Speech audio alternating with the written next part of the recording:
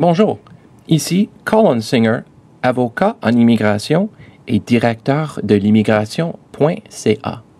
L'actualité en immigration canadien, octobre 2014. Le compte de deux marchés du travail. C'était le meilleur des temps, c'était le pire des temps. Avec nos excuses à Charles Dickens et son conte des deux cités, cette ligne pourrait facilement décrire le marché du travail actuel du Canada. Les manchettes plus glorieuses et la perception du public pour le programme des travailleurs étrangers temporaires ont conduit Ottawa à annoncer des plans en juin pour sévir contre les agresseurs et réviser le programme. Parmi les changements importants, il y a une utilisation des salaires plus tôt que du Code national des professions, autrement CNP, comme le principal critère de détermination des salaires. La logique étant que les salaires constituant une réflexion plus précise de niveau de compétences professionnelles et des conditions du marché d'emploi local. Les frais pour une étude sur l'impact sur le marché du travail, LMIA, ont été augmentés de 275 $ à 1 000 $ et la proportion des travailleurs étrangers qu'un employeur peut utiliser est désormais plafonnée à 10 % de la force du travail de l'employeur.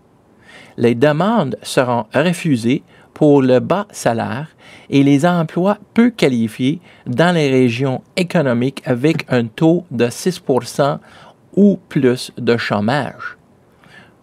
Le mois dernier, le gouvernement fédéral a affiché un document de discussion sur le web du ministre de l'Emploi et du Développement social indiquant que les employeurs qui ne respectent pas de nouvelles règles pourraient faire face à une interdiction permanente du programme. D'autres sanctions comprennent des interdictions de 1,5 à 10 ans sur l'application pour les travailleurs étrangers. Les amendes proposées vont de 500 $ à un maximum de 100 000 $. Alberta compte 68 000 travailleurs étrangers temporaires et le premier ministre déclare que le remodelage de l'Ottawa frappe déjà la province. En Colombie-Britannique, le ministre premier Christy Clark a qualifié les modifications de tragiquement mal orientées. Sa province est sur le point de faire face à une énorme expansion et dans l'industrie de gaz naturel liquéfié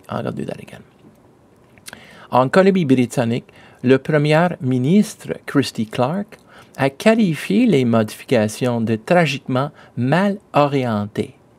Sa province est sur le point de faire face à une énorme expansion de l'industrie de gaz naturel liquéfié, quelque chose qui va nécessiter beaucoup de travail et de travailleurs. Dans un discours devant la Chambre de commerce de Vancouver, elle a mis l'accent sur l'une des cotes les plus laides des objections fortes autour des travailleurs étrangers temporaires, une opposition générale à l'immigration. Pour sa part, Ottawa ne bouge pas. Le gouvernement a clairement fait savoir qu'il n'a pas l'intention de reculer dans les changements récents. Mon commentaire. Il s'agit d'un cas évident où le gouvernement gère le portefeuille de l'immigration largement comme un outil politique plutôt que d'élaborer des politiques pertinentes pour répondre aux besoins du marché du travail réel au Canada. En 2012, le gouvernement a mis en œuvre de nouvelles politiques dans le temps, dans le cadre de programmes temporaires étrangers qui permettant aux employeurs de payer les travailleurs 90 % de taux de salaire en vigueur.